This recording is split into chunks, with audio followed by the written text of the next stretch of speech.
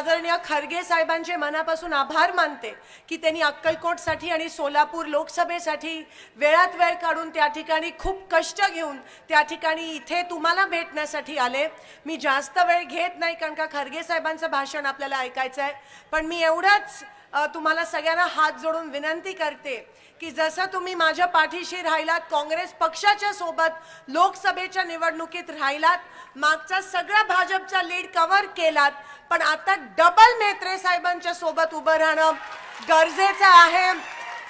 मला माहिती आहे की बीजेपीच्या त्रासाला तुम्ही वैतागलात, त्यांच्या आमदारांना पण तुम्ही वैतागलात। ते आमदार फक्त GR वर आहेत, बाकी अस्तित्वात काही दिसत नाही। 1200 कोटी निधी आणि 1300 फक्त ऑन पेपर, बाकी अस्तित्वात अक्कलकोट तालुक्यामध्ये मागच्या 5 वर्षात काहीही या ठिकाणी झालं नाही। पण तिथेच मेत्रे साहेबांचा पराभव होऊन सुद्धा रात्रंदिवस तुमच्या सोबत तुमच्या सुखदुःखात मेत्रे साहेब शामिल झाले। हीच काँग्रेसची संस्कृती आहे, हीच काँग्रेसची माणुसकी आहे। बीजेपीकडे माणुसकी नाहीये, संस्कृती नाहीये त्या पक्षाकडे।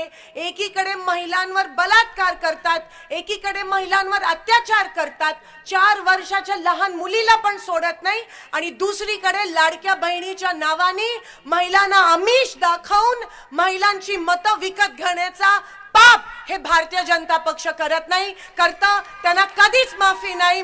त्यांनी कितीही भारतीय जनता पक्षाने कितीही साम दाम दंड ईडी भीती सगळं वापरलं तरीही विजय लोकशाहीचा होणार आहे, विजय काँग्रेस पक्षाचा होणार आहे।